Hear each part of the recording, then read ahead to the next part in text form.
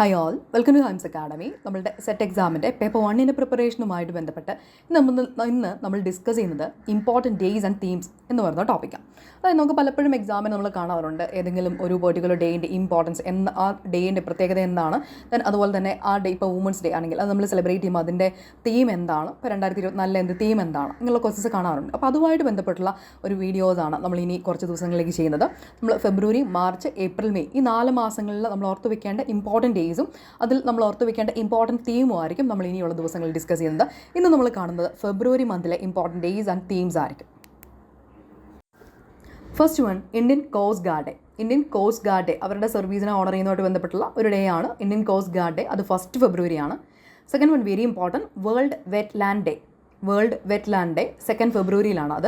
അത് മറക്കരുത്. World wetland day 2 ഫെബ്രുവരി. അതിൻ്റെ തീം എന്ന് പറയുന്നത് 2024 വേൾഡ് വെറ്റ്ലാൻഡ് ഡേയുടെ തീം എന്ന് പറയുന്നത് വെറ്റ്ലാൻഡ് ആൻഡ് ഹ്യൂമൻ വെൽബീങ് എന്നുള്ളതാണ്. അടുത്ത് വേൾഡ് ക്യാൻസർ ഡേ 4 ഫെബ്രുവരിയിലാണ്. വേൾഡ് ക്യാൻസർ ഡേ 4 ഫെബ്രുവരിയാണ്. ദെൻ അതുപോലെ തന്നെ വേൾഡ് പൾസസ് ഡേ അത് 10 ഫെബ്രുവരിയാണ്. 10 ഫെബ്രുവരിയിൽ വേൾഡ് പൾസസ് ഡേ.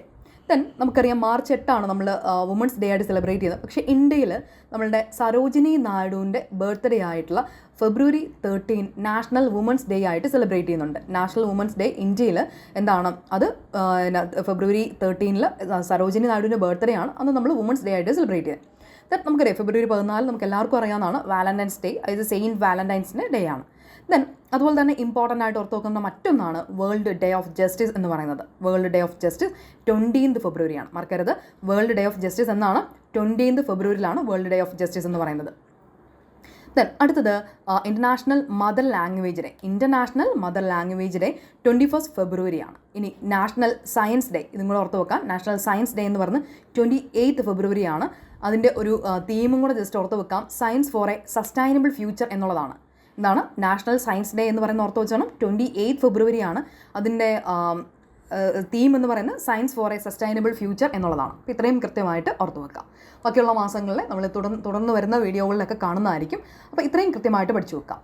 ദെൻ നമുക്ക് നിങ്ങൾ ഇനിയും പേപ്പർ 1 ഒരുപാട് സ്ട്രഗിൾ ചെയ്യുന്ന ഒരാളാണെങ്കിൽ നമ്മൾ ഈ വരുന്ന മൺഡേ തൊട്ട് ഒരു 10 ഡേയ്സ് ലൈവ്, 1-2 ദിവസങ്ങളാണ് നമ്മുടെ ലൈവ് വരുന്നത്. രാവിലെ മോർണിംഗ് 4 o'clock to 6:30 ഇതാണ് നമ്മുടെ ലൈവിൻ്റെ ടൈം എന്ന് പറയുന്നത്.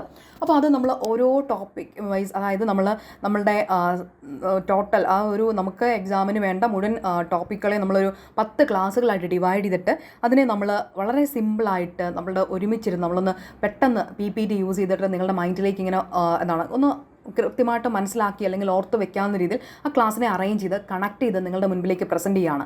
അപ്പോൾ അത് നിങ്ങൾക്ക് ആ ക്ലാസ്സിന് ശേഷം നിങ്ങൾക്ക് അതിൻ്റെ റെക്കോർഡഡ് പ്ലസ് അതിൻ്റെ PPT നമ്മൾ ഡ്രൈവിലൂടെ നിങ്ങളുടെ ആ ഒരു വാട്സപ്പ് ഗ്രൂപ്പിലും ഷെയർ ചെയ്യും. പിന്നെ എക്സാം വരെ നിങ്ങൾക്ക് അത് അവൈലബിളും ആയിരിക്കും.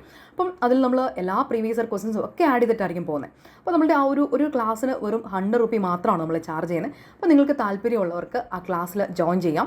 നിങ്ങൾക്ക് ആവശ്യമുള്ള ക്ലാസ്സുകൾ ഇപ്പം കൃത്യമായിട്ടുള്ള ടൈം ടേബിളൊക്കെ നമ്മൾ ഗ്രൂപ്പിൽ പറയും. അപ്പോൾ അതിൽ നിങ്ങൾക്ക് ആവശ്യമുള്ള ഇപ്പോൾ ഒരു പെർട്ടിക്കുലർ ഏരിയ, ഇപ്പോൾ സൈക്കോളജിയാണ് നിങ്ങൾക്ക് ബുദ്ധിമുട്ടെങ്കിൽ അതിൽ മാത്രം ജോയിൻ ചെയ്താൽ മതി. ഫിലോസഫിയാണ് അറിയത്തില്ലാത്തെങ്കിൽ അതിന് മാത്രം. ഇനി 10 ക്ലാസ്സും വേണം എങ്കിൽ നിങ്ങൾക്ക് 10 ക്ലാസ്സിലും ജോയിൻ ചെയ്യാം. അപ്പോൾ നിങ്ങളുടെ താല്പര്യത്തിനനുസരിച്ച് നിങ്ങൾക്ക് ആ ക്ലാസ്സിൽ ജോയിൻ ചെയ്യാനും അല്ലെങ്കിൽ ഒരു ക്ലാസ് നിങ്ങൾക്ക് നോക്കിയിട്ട് നിങ്ങൾക്ക് യൂസ്ഫുൾ ആണെന്നുണ്ടെങ്കിൽ കണ്ടിന്യൂ ചെയ്യാനും ഒക്കെ ഉള്ള ഒരു അവസരമുണ്ട്.